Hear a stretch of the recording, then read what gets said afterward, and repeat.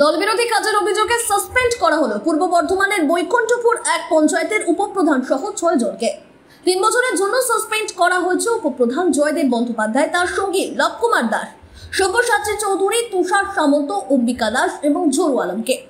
গতকাল শনিবার বর্ধমান 2 ব্লক তৃণমূল সভাপতি পরমেশ্বর কোঙ্গার জানান যে জয়দেব বন্দ্যোপাধ্যায় এবং বাকিরা তৃণমূলে থেকে শৃঙ্খলা ভেঙেছে, সমাজ মাধ্যমের দল এবং প্রশাসনের বিরুদ্ধে লাগাতার মিথ্যাচার করেছেন বলে অভিযোগ তৃণমূল নেতা।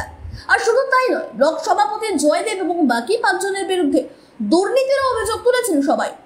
পরমেশ্বর কোঙ্গার কথায় একাধিক অভিযোগ সামনে আসার পরে ব্লক কমিটির সিদ্ধান্তে উপপ্রধান সহ 6 জনকে 3 বছরের জন্য সাসপেন্ড করা হয়েছে।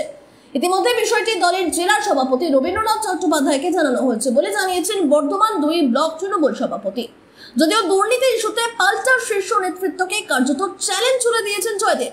তার দাবি, দুর্নীতির প্রমাণ দিন ব্লক সভাপতি, শুধু মুখে অভিযোগ করলে হবে না। একই সঙ্গে সাসপেন্ডেড তৃণমূল নেতার আরও দাবি যে তিনি জেলা কমিটির সদস্য, ফলে ব্লক সভাপতি জেলা কমিটির সদস্যকে কিভাবে সাসপেন্ড করতে পারে তা নিয়ে কিন্তু প্রশ্ন তুলছেন জয়দেব বন্দ্যোপাধ্যায়। এমনকি পদ্ধতি নিয়েও প্রশ্ন তুলেছেন তিনি। তার দাবি, দলবিরোধী কাজ করে থাকলে দল তো প্রথম শোকজ করে, এটাই নিয়ম।